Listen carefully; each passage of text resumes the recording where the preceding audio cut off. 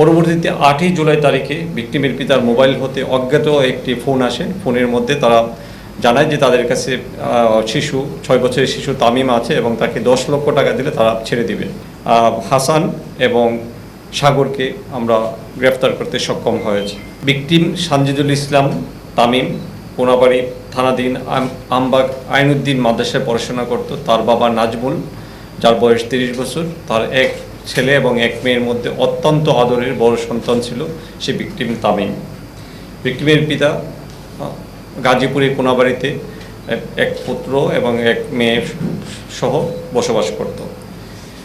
গত 7ই জুলাই তারিখে বাচ্চাটি তামিম ছোট বাচ্চাটি বাইরে বের হয়ে যায় এবং সন্ধ্যা 6টা পর্যন্ত না পাওয়া গেলে তাদের পরিবারের সদস্যদের মধ্যে আতঙ্কের সৃষ্টি হয় এবং খোঁজাখুঁজি শুরু করে দেয় এবং বিভিন্ন লোকজনের মাধ্যমে বিভিন্ন জায়গায় খোঁজাখুঁজি করে এবং এলাকার মসজিদের মাইকিংয়ের ব্যবস্থা করা হয় এবং পরবর্তীতে কোনাবাড়ি থানায় একটা জিডি করা হয়, যার জিডি নাম্বার 332।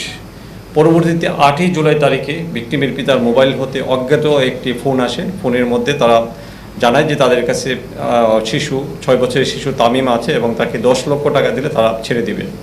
সেই অনুযায়ী 10 তারিখের দিকে তারা সেই ময়মনসিংহ এলাকার দিকে যায়, ময়মনসিংহ 10 লক্ষ টাকা নিয়ে এবং স্থানীয় পুলিশের সহায়তা নিয়ে। বাট যখন টাকা নিয়ে যায়, সেই অপরাধীরা তাদেরকে চিনে ফেলবে বা এরকম তারা সুবিধা করতে না পারে, তারা পালিয়ে যায় এবং টাকা গ্রহণ করে নেয় এবং ভিকটিমের পিতা ফেরত আসে।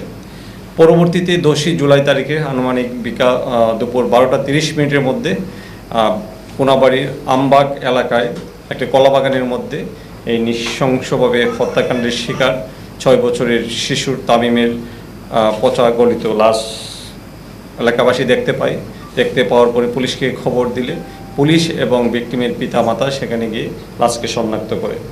পরবর্তীতে 10ই জুলাই তারিখে কোনাবাড়ি থানায় একটি নারী ও শিশু নির্যাতন দমন আইনে একটি মামলা করা হয়।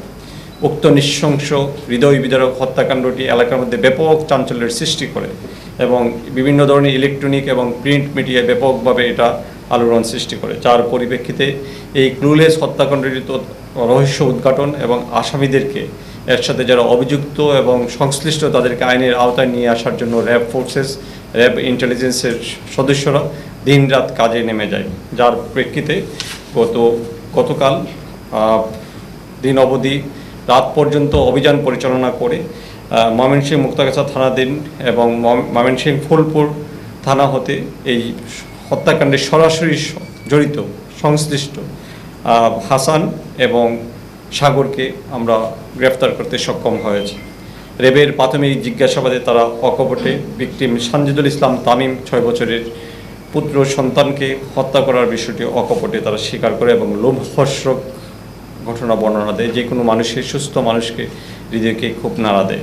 ঘটনার যে বর্ণনা দিয়েছে সেটা আরও লোমহর্ষক, যে তাদেরকে একজনে গলায় চেপে ধরে এবং পায়ের মধ্যে ধরে গলা চেপে ধরার পরে সে প্রচণ্ড চিৎকার করতেছিল যে মা বাবা আমাকে বাঁচাও বাঁচাও, বাট এই নরপিশাচগুলো কোনো অবস্থাতে তাদেরকে ছেড়ে দেয়নি।